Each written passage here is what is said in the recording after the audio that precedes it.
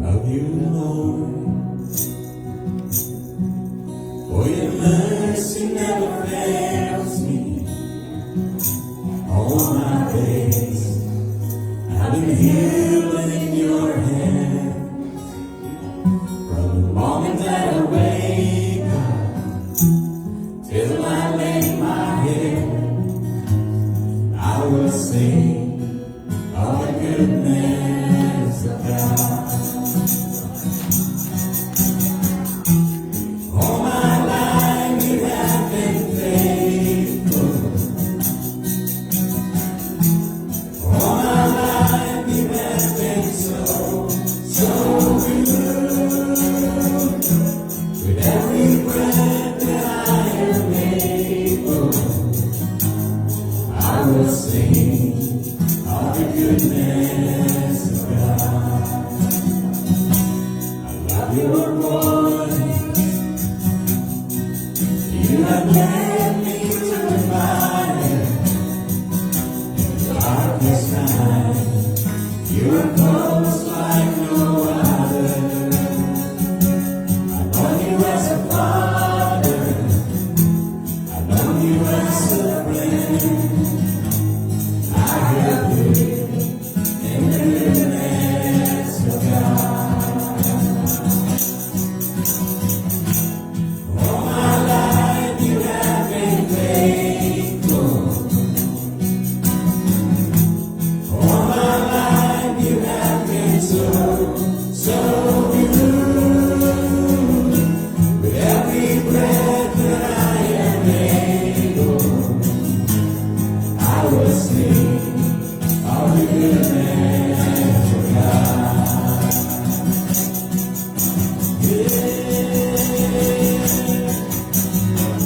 Your goodness is running after me. Your goodness is running after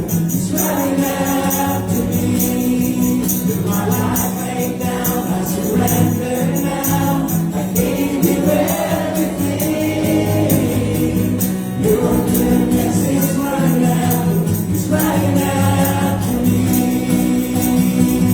Your goodness is running after me. Your goodness is running after me. With my life laid down, I surrender now. I gave you everything. Your goodness is running after me. All my life you have been faithful. All my life you have been so, so good. With every breath that I am able, I will sing of the goodness of God. All my life you have been faithful. All my life you have been so, so good. With every breath that I am able, I will sing of the goodness of God. I will sing of the goodness of God. Hallelujah. Hallelujah. Lord, we thank you, God. We bless you. You are good, Lord, and there is no other like you. We want to honor you, God, in our gathering this afternoon. We want you to be praised and to be honored. That's our desire, and that's our prayer. In the name of Jesus. You can say amen. Amen.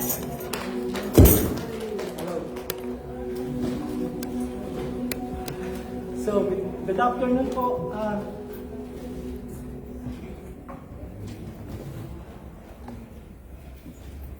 Hello. So, good afternoon po, magandang hapon. We'd like to welcome first our online friends who have been faithful the past 3 years, joining us every Sunday here in Jacksonville. They will be in the Philippines, or most of them are in the Philippines, and some of them are in Australia and some other states. So, and I'd like to welcome everyone in the auditorium. We thank you again for our guests, and thank you. We have Ate Leia from South Florida. Welcome po. And then the rest, we have some guests. Welcome back again for Brother Sig and Sister Eden. Thanks. And then the two behind them. Welcome. So, mi nombre es Eduardo Centeno. My name is Eddie Centeno. Yung po ang ibig sabihin nun. I'm not Spanish, but I took 12 units of Spanish while I was in college. So if I become the president of the Philippines, I will dissolve Spanish in college. I don't know if it's already it's still there, but anyway, welcome guys. So, just set.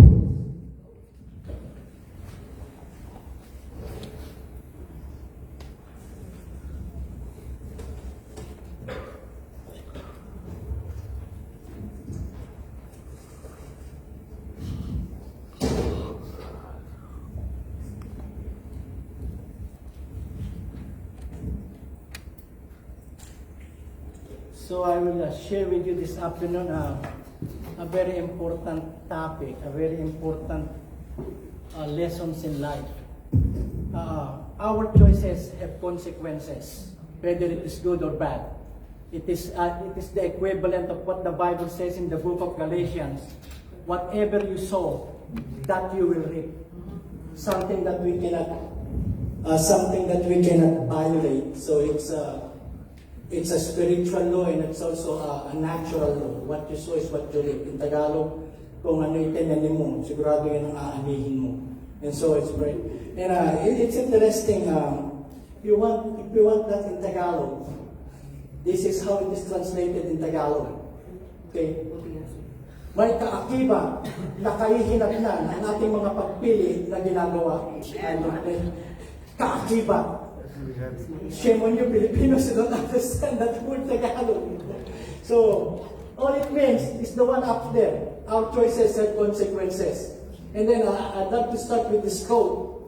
Everything in your life, it says everything in your life is a reflection of a choice you have made. If you want a different result, then make a different choice. Every choice comes with a consequence. Once you make a choice, you must accept responsibility. You cannot escape. Like I said, what you say is what you reap. You cannot escape the consequences of your choices, whether you like them or not. I will be sharing to you three short passages in the Bible, and this is Jesus' private discussion with his disciples. And they were in Caesarea Philippi, a village near the Sea of Galilee. And he asked them, before I go there, I'd like to tell you the background of these verses. Jesus, when they were in Caesarea Philippi, he asked his disciples, "Who do you say the Son of Man am? Sino ako sa inyo?" And then they answered, "Lord, some people say that you're Jeremiah, some say that you're Elijah, or some even said that you are one of the prophets. But you," talking to his disciples now, addressing them, "But you, who do you say that I am?" And then, the spokesman of the group, who is he? Peter. Okay? He says, "Who do you say that I am?" And Peter blurted out and spoke, "You are the Son of God. You are the Messiah, the Christ." That's what it means. Christ means the Messiah. You are the Son of the living God. And Jesus Christ said something that's very good for Peter, and says, "Verily I say unto you, Peter, assuredly I say unto you, Peter, that flesh and blood or human being did not reveal this unto you, but my Father who is in heaven." So they know now, the disciples know now, that Jesus Christ is the long-awaited Messiah. Thank you.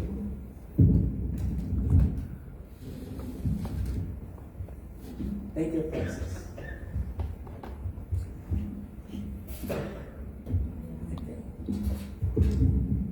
Thank you so much.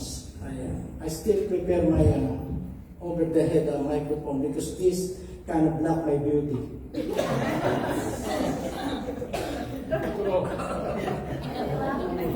It's a good place to say amen. It's up to you. It's your choice.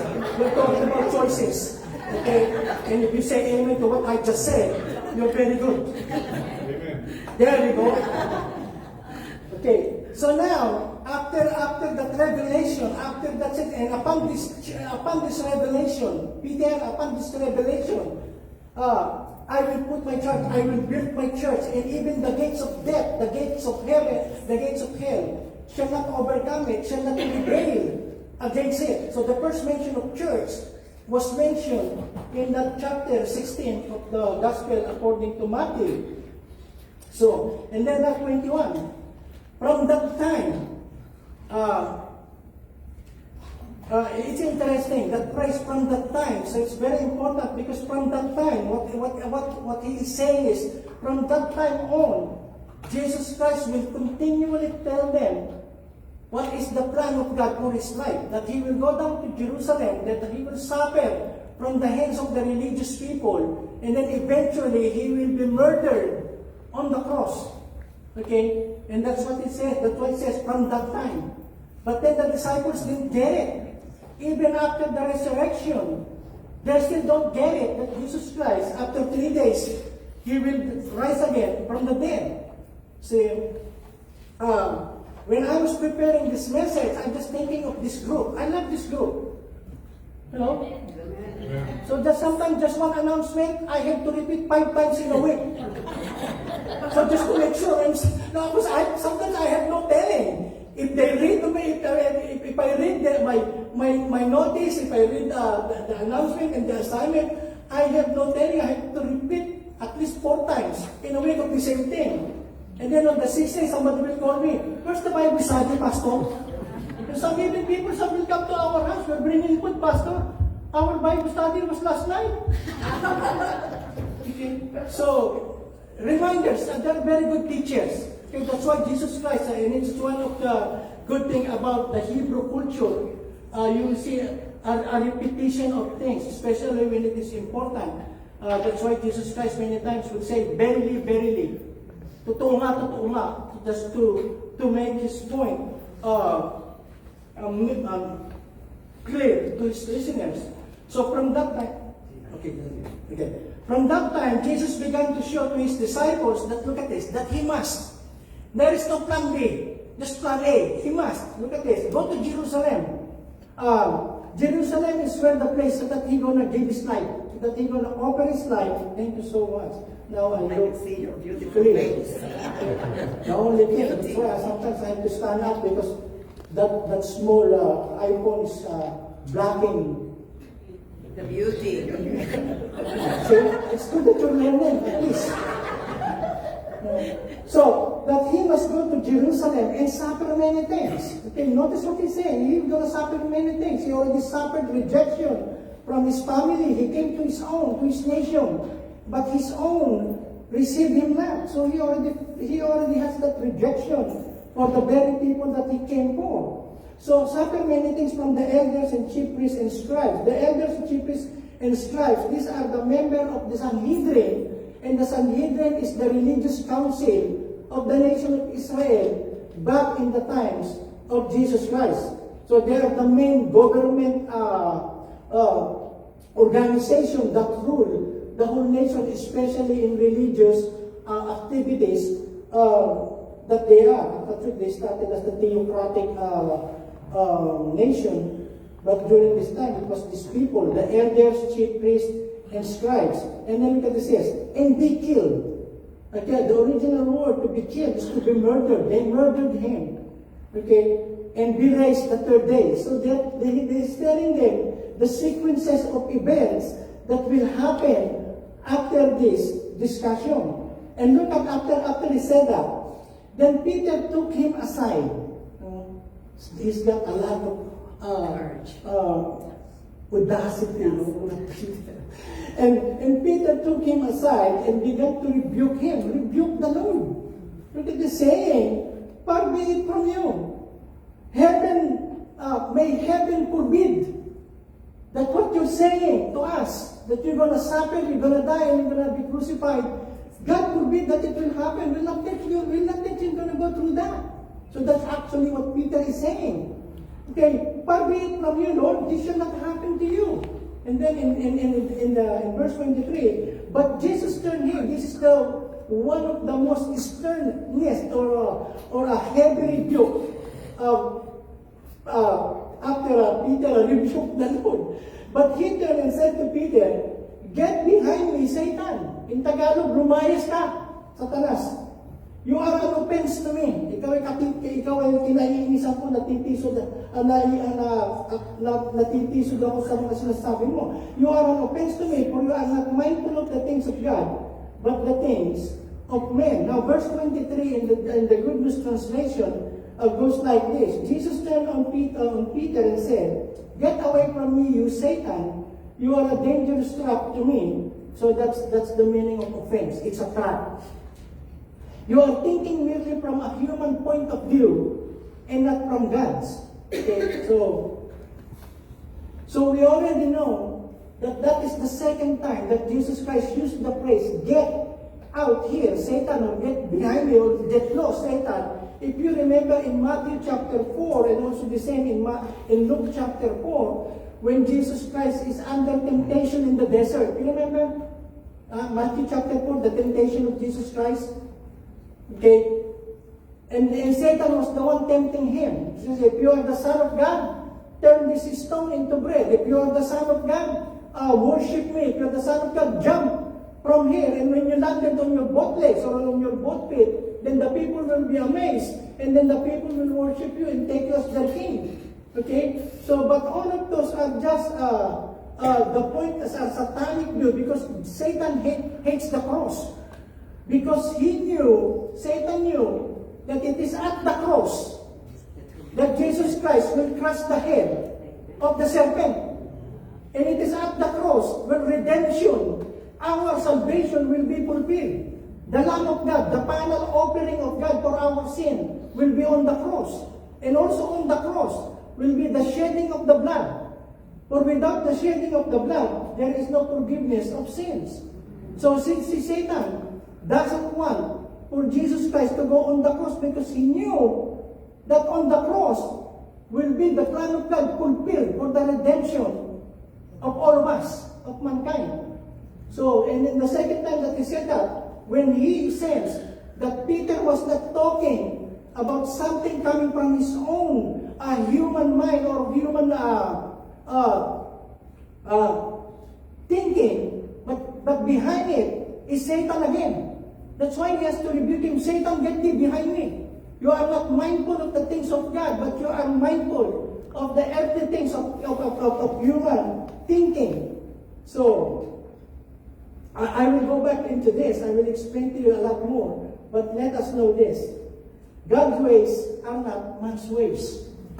And in making choices are very important. In fact, I heard this. They said that you are what you eat. You keep on eating pork belly, and look at what happened to your belly. It will suck in bugs like jello. Okay, so God's ways are not man's ways. And look at this.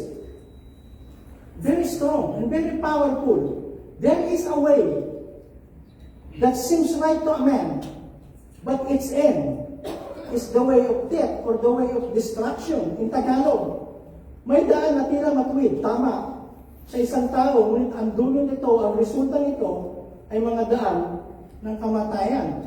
And so many young people are falling into this. You know what's going on with this, all of this going protest? Okay? In New York, in California, in Texas, it's almost in a lot of places, in a lot of schools. Some of those students that don't even know why they are there. Why they are there? It's just for them, it's just fun.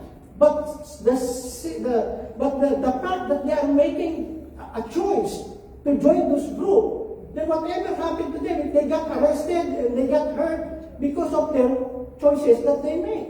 And a lot of people, they I'm not singling out young people. We all been through being young. I'm talking to those people who are members of AARP.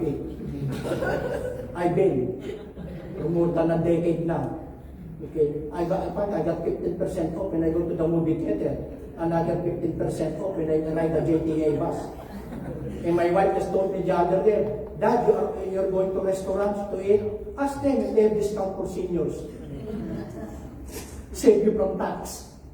But anyway, young people, they say, when they make a choice, says I'm going to that state to pursue my college education because I just graduated high school, because some of my friends are going there.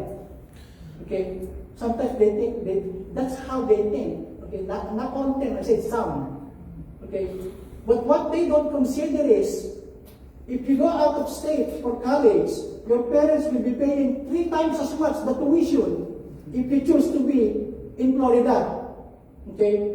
And then the thing is, I will go with my friends, it's fun.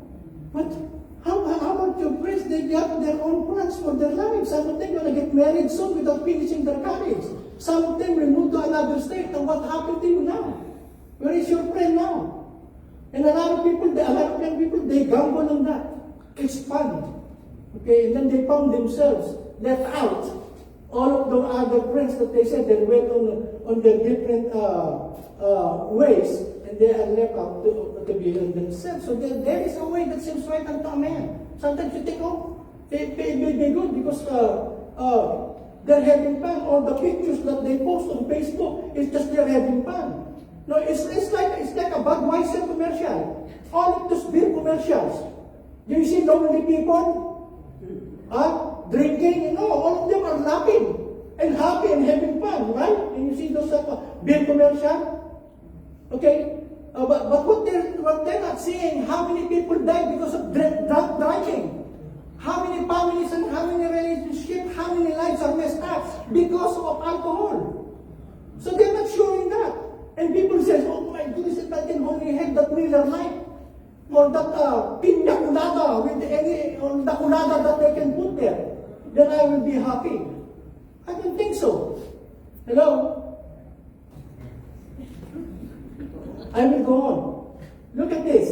It says, pertaining to God, talking about God's ways. Your ways was in the sea, your path is in the great waters, and your footsteps were not known. So unless you seek for God's purposes in your life, then it will not drop on your lap. Okay? It will not drop on your lap coming from the attic while you're watching or playing your video. No. You have to seek. You remember the pursuit of happiness? Almost every human being wants to be happy. But happiness does not drop on your lap because you want to be happy. It's something that you pursue. It's something that you strive for. And no good thing in life comes to us easy. No good thing, I said again. No good thing in life comes to us easy. We are so happy, we are so glad, and this afternoon we are celebrating. Way to go, Brad.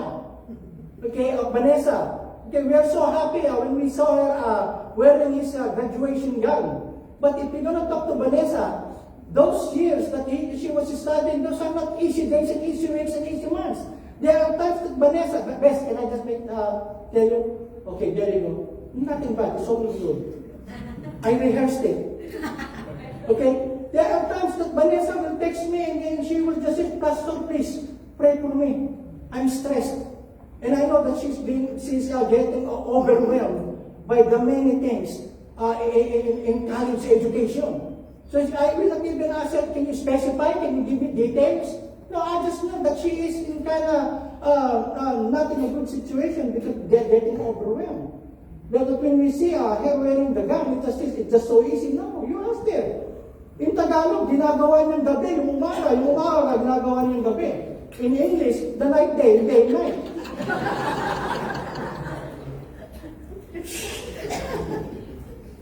Am I right, Bess? Yes. So, even in marriage, so you want a happy marriage and you just married somebody who's got horns and tails? Work it out. See, till death do So once you get married, that's it. Ano na yun? Lulungan mo na lahat na inya. Okay? So, look at this. We don't know God's thoughts. Nobody knows God's thoughts. Okay?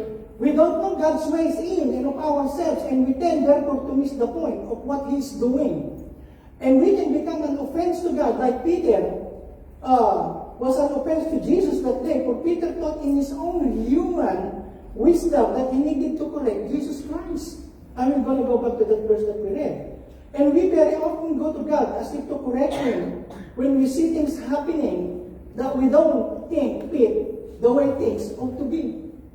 But that's because we don't savor, or we don't think the way God thinks, or we don't understand the ways of God, the things of God that we savor, the things of man. We prepare the ways of man, which is what messed up most of the time. And Isaiah put it very clearly in these two verses.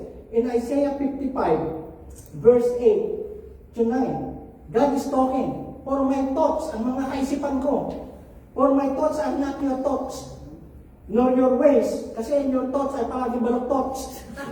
For my thoughts are not, that's Greek, for my thoughts are not your thoughts, nor are your ways my ways, says the Lord. For as the heavens are higher than the earth, so are my ways higher than your ways, and my thoughts than your thoughts. You see? And what Peter was doing, I'm going to go back to that. But first, let me see. This is just the Tagalog of this. Okay? So, again, I repeat myself. Those of you who are non-Tagalog speaking, even our security guard back there. Tagalog is our language in heaven. It's not English. It's not Ilocano. It's not Kapampangan. It's Tagalog. So you are blessed because you're attending a Tagalog, a Filipino church, where your pastors from time to time give you Tagalog verses. Hello? Okay. Sinabi ng Panginoon, ang pag-iisip ko ay hindi katulad ng pag-iisip ninyo at ang pamamaraan ko ay hindi katulad ng pamamaraan ninyo. Kung gaano kalayo ang langit sa lupa, ganoon din kalayo ang aking pamamaraan at pag-iisip kasi sa inyo. So God's ways are not like our ways. And then he went on to say in 46, going back, chapter 46, 9 to 10, remember the former things.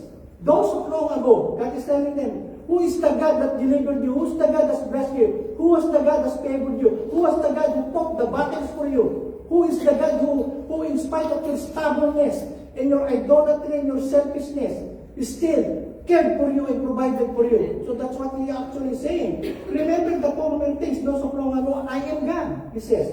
And there is no other. I am God, and there is none like me. Look at what it says in verse 10. I make known the end from the beginning. So what he is saying, God knows the end, even before it is started. So he knows already that while you are listening to me, God knows that what you're thinking now, you are not born yet, and God knows that today, at this time, when you're looking at handsome pastor, that is the kind of thoughts that you are having. Hello? And some of you, maybe you're thinking, I agree with pastor, that is good looking. So God already knows that, even before I was born.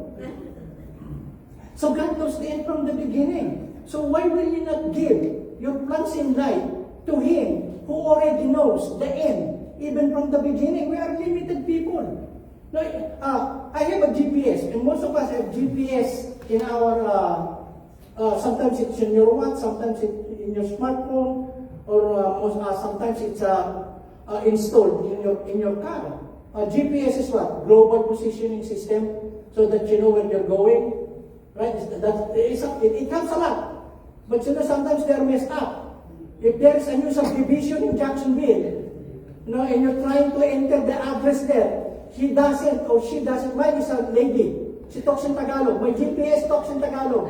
YZ. Waze. Okay?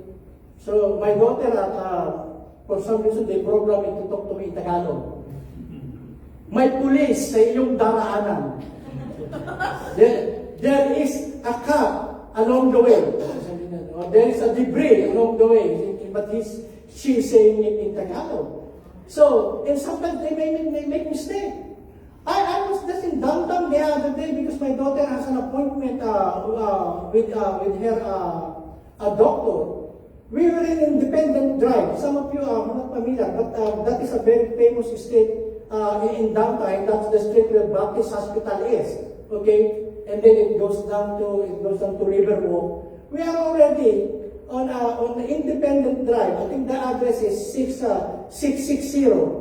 And then after hour of my daughter's appointment there, she was told it is in the main Baptist Hospital. You go to the human resources, they will tell you what other information that you need. So from 600, 650, we're gonna go to the address, I think it's 1520, on the same street. And you know what YZ told me? Make a right to Main Street, make a left to another street, and then turn right, and then make a right again on Independence Street. We are already on Independence Street. She will just tell me to go straight, and we will be there faster and much. We will save a lot of time. But what I'm saying is, they pay. There are times that they pay. It's good most of the time. I know where I'm going. So that's why I don't listen to my GPS talking to me. Sometimes I turn it off because you're just bringing me to a long route when I can do the shortcut. In life, God knows. I know the plans I have for you. So why don't you put your life and your tomorrow and your future in the hands of God, who loves you, cares for you, and who knows the best for you? He knows the best for you. Okay? For us, for all of us. So He knows the end from the beginning. So God has already knows. If we will obey Him, listen to Him. God has already a good plan that He has laid out even before we were born. It has already been laid out, but we need to seek it. Then we look at in verse 29, and this is the problem to even some Christians. Look at what Jesus said. But Jesus said, your error is caused by your ignorance of the Scripture and of God's power. In the New King James, it says, Jesus answered and said to them, you are mistaken, not knowing the Scripture. So if you want to know what is right, then and also what is wrong, and then go to the Bible as your guide. Okay, and this is our manual for living. This is our manual where we can apply on how we need to live our lives and how we can obey God in a way that is pleasing to Him. Okay, now going back to this. Okay, so in verse 21, Jesus Christ said, this is the plan of God. The plan of God is for Jesus Christ to go to the cross. You will read that 600 or 700 years, you will already read the narrative or the prophecy about the crucifixion, even before the Romans invented crucifixion. Isaiah, the prophet, 700 years before Jesus Christ was born in Bethlehem, he already described in very graphic way how Jesus Christ will be crucified. Okay? I have no time to go to that Isaiah, so he told them, this is what happened to me. This is the plan of God. But look at Peter. Peter took him aside, and that's a very strong word, took him aside. So, what he really did, Peter, he grabbed the Lord probably on the shoulder or on his arms, and he pulled him close to me. See, that's how rude. Peter, and he was a believer already at the time, but he doesn't know a lot of things. So when Jesus Christ told him that he will be killed, Peter says, no, Lord, that's not a good plan. You just did a miracle of feeding the people. So if you will die, where will be our bread? We cannot go to Panera, in Oak Cliff. Okay? And not only that, Lord, you already provided for us to pay our taxes. You remember? Peter, is it lawful to pay taxes? Okay? And then the Lord told him, you go, get some fish, and open the mouth of the fish. Tilapia yun. Yung isda na yung tilapia. They call it Nile perch. Or if you are in Israel, they call it Peter's fish. Yung tilapia.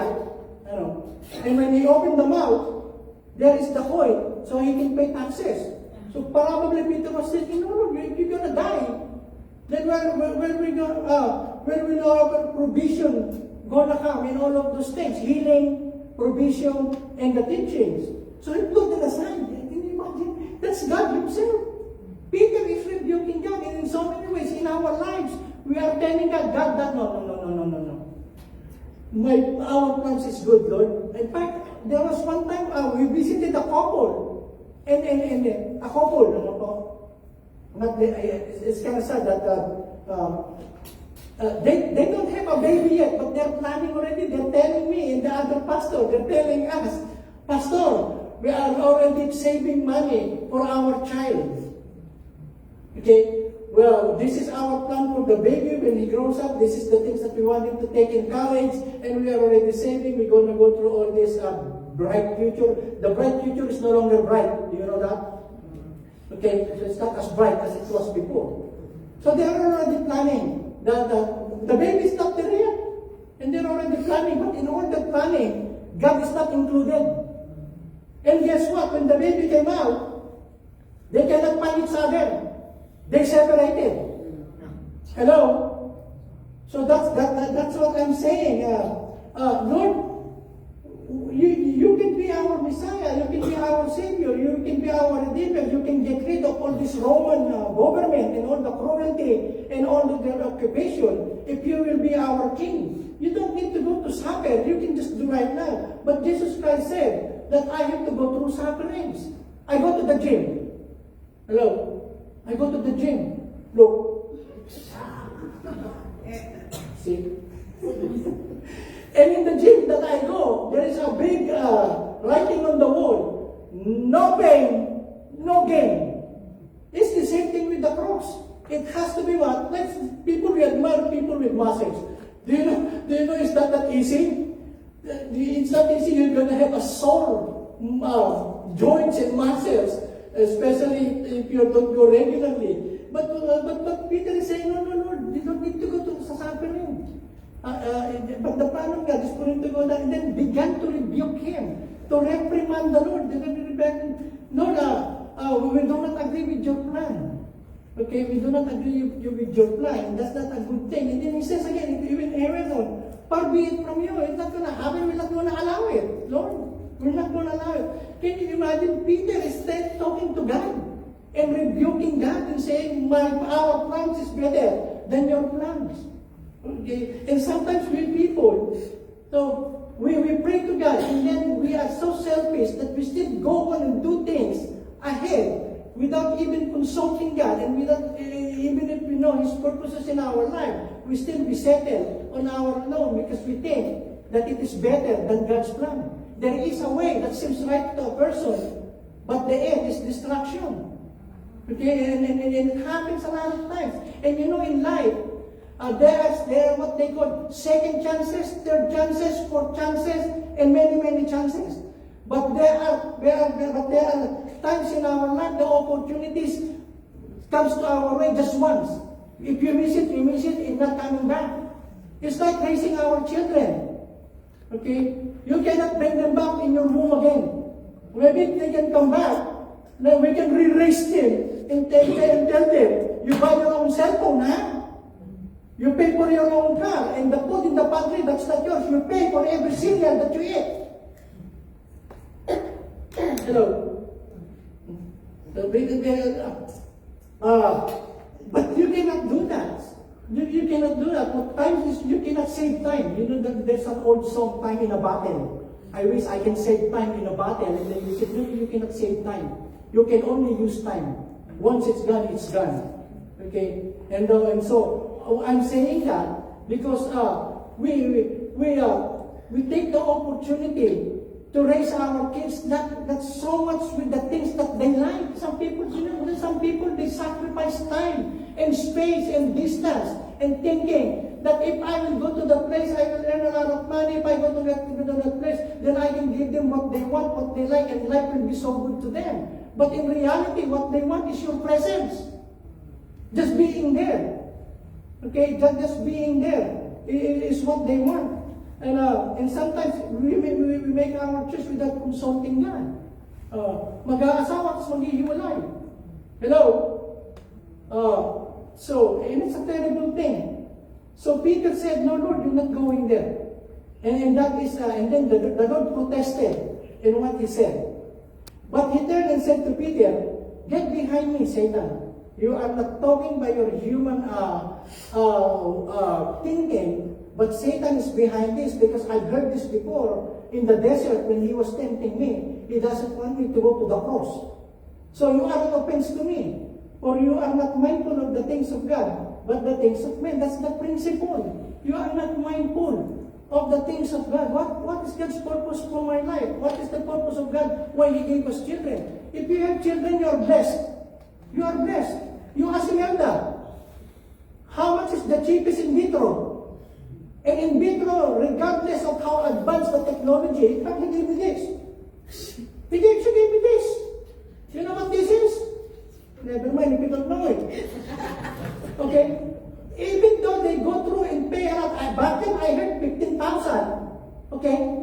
But even if it is you pay that much, it's not a guarantee that a woman will conceive a child up to the last term and then give birth to a child. It's not a guarantee. No matter how good the doctors are, no matter how much money you got, it's not. It is God who gives life to be a conception. Hello? Amen. It is God. That's why abortion is murder. Okay? She came here to I'm not going to go there because it's politics, but it's also is something else. So, going back to what I'm saying, children are a blessing. I know, some of your parents are looking at me, not mine. That's not mine. Mine is terrible. Mine is terrible. Okay, cannot even wash a teaspoon. Okay? And we've already saved a lot of money for them to go to college, till they want to work at McDonald's. Hello? Kinikilabutan ako minsan sa mga bata. So, I said, you are not mindful of the things of God, but the things of men. And then going to this verse, in 21 and 23, I will just show you real quick before I end. The plan of God. You're going to go to crucifixion, you're going to suffer. Then the presumption of Peter. Peter said, no, Lord, we're not going there, we're not going to suffer. There is no pain. We just want you to do the miracles. We just want you to reign and defeat our enemies that are occupying us and collecting tax from us and all of those things.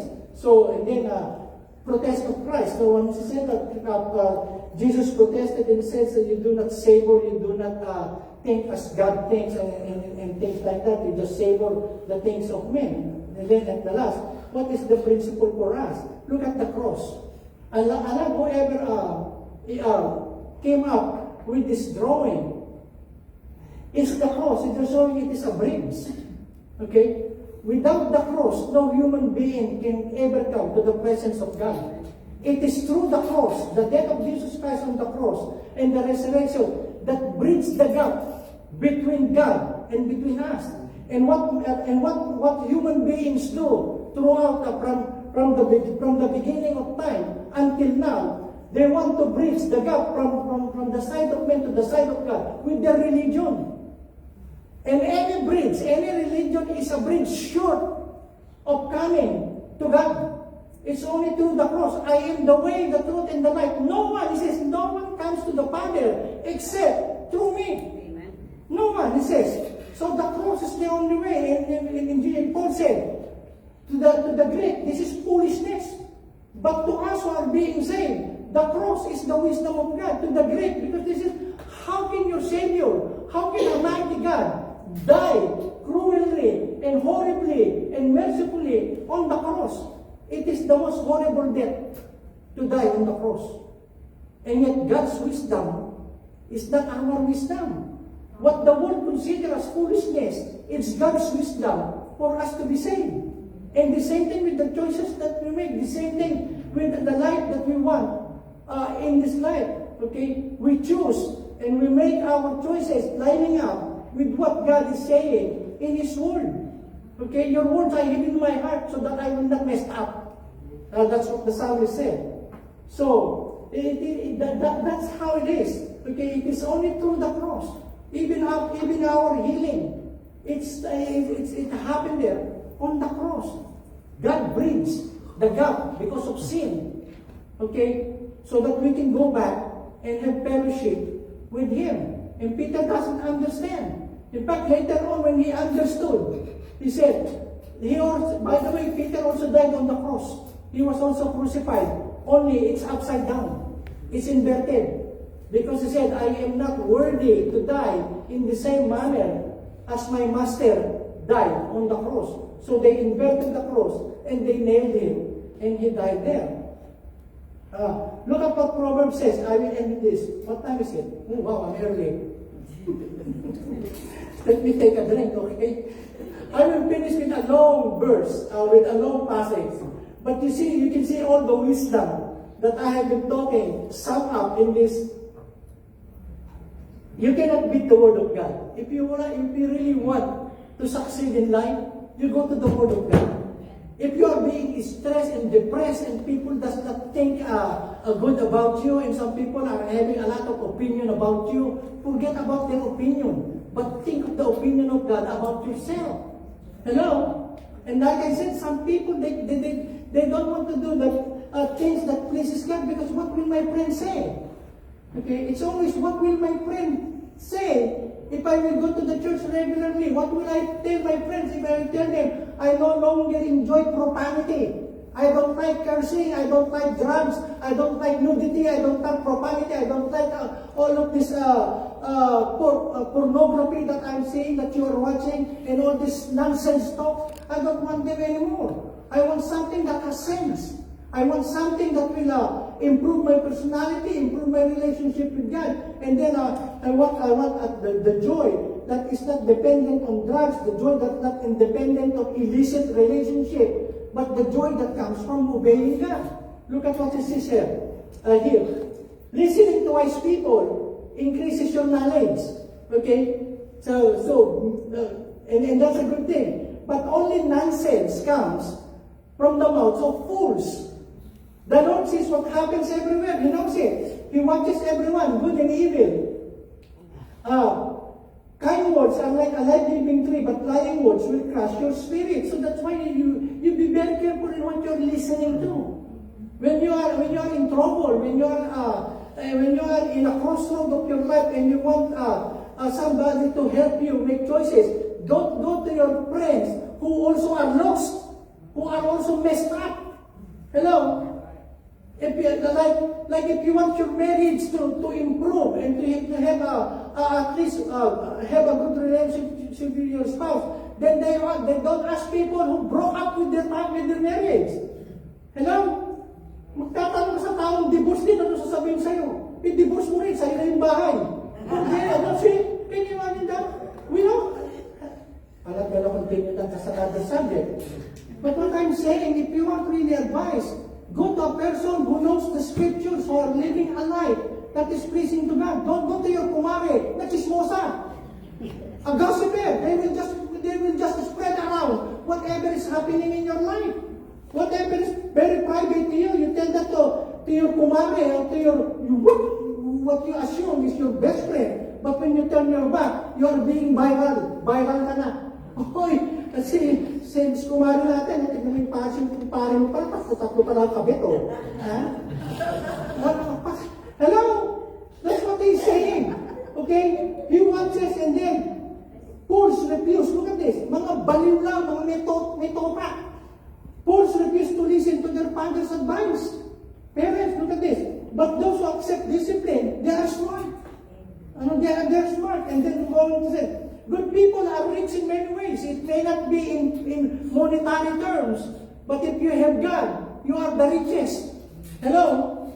You can be happy without being in drugs. You can be happy without any being in an illicit relationship and all of those things. Good people are rich in many ways, but those who are evil get nothing but trouble. Okay? Wise people say things that give new knowledge, but fools say nothing worth hearing. The Lord hates the offerings of the wicked, but He is happy to hear the prayers of those who live right. The Lord hates the way evil people live, but He loves those who try to do good. Whoever stops living right will be punished. Whoever hates to be corrected will be destroyed. There are some people that they don't want to be corrected. They don't want to be corrected. They represent what happened to them. It's good. We have two kids, okay? They are not, one is here, Daniel is here, our youngest, okay? But we are not perfect parents, and they are not perfect children. But we try to raise them in what we learn from this book. this book tells us, train up a child in the way that they should go. And when they grow up and they try the bad things of the world, they will have something good to come back to. Okay? So if the children does not even come to church, and the parents does not come to church, what will you tell them? You will just allow their friends to tell them, to give them advices to have a good life? They're going to be messed up. Hello? Especially here in the U.S., the culture here is terrible. It's terrible. See? They don't respect their parents. How will you expect them to respect authorities? See? So you can see it in the news all around. It has nothing to do with what's happening in the Middle East. And yet they're burning the universities. They're destroying properties. Okay? And these children, do you know, I'm just going about this. Sometimes it's silly, you know. And then it started with the parents. God has given us that responsibility to raise our kids in the ways of the Lord. And if we parents will not take that into a serious consideration, then we don't expect the universities and the schools to teach good manners to our children. They will teach them about communism. They will teach them about hate. They will teach them about anti-Semitism. They will teach them about disobedience. And they will... Can you imagine? I saw I think it's in Carolina. The police are already stopping the protesters. And there is this young girl holding a 5-gallon, empty 5-gallon. And she keeps on hitting the head of the police. Okay? And she won't stop. I said, what is that? What? It has nothing to do with whatever they are protesting about. Okay? And they said that it will take $70,000 for 1 year to send your child to Columbia University. And this is one of the best. In fact, when my daughter graduated the high school, she has an offer to go there because she wants to take law as her main course. She wants to take law, so she has an opportunity to go to Columbia and also to the University of New York. But then again, when we say, okay, the tuition is free, but board and lodging in New York is about $3,000. Just board and lodging. You are not talking about books, you're not talking about gasoline, you're not talking about any of those things. So if you sum up, this is it. So he decided, I'm just going to go to a university here in Florida. Go Gators. I met last night somebody who is from FSU. No, Pastor, we're not doing like this. We are doing like this. So what I'm saying is, we are not perfect parents. We are trying to raise them as kids. You know, and they are not perfect children, even though they were born in church. They grow up in church, but they are not, I can say this, and there she is. They are not perfect, but we are trying our best to instill to them something that is not good for us initially or primarily, but it is good for them. We tell them, education is good. Education is not easy. Getting a bachelor's degree is not something that comes to you easy, but then you have to work so hard for it. Okay, you have to limit yourself with a lot of things that are nonsense and all of those things. And then, not only that, instead of blaming them for a lot of things, we pray for them. We pray for them every day. The Bible tells us, bless your children like Isaac blessed Jacob. I pray that you be the head and not the tail. I pray that you will succeed in life and you will not be messed up by other kids that you will encounter along the way, along the times of your growing years. Okay? And I am saying this, in fact, I will not continue on that. I'm just saying this to you, to all of you. It's the choices that we make in this life that eventually will put us in something that is good or something that is terrible. Okay? And it's up to us.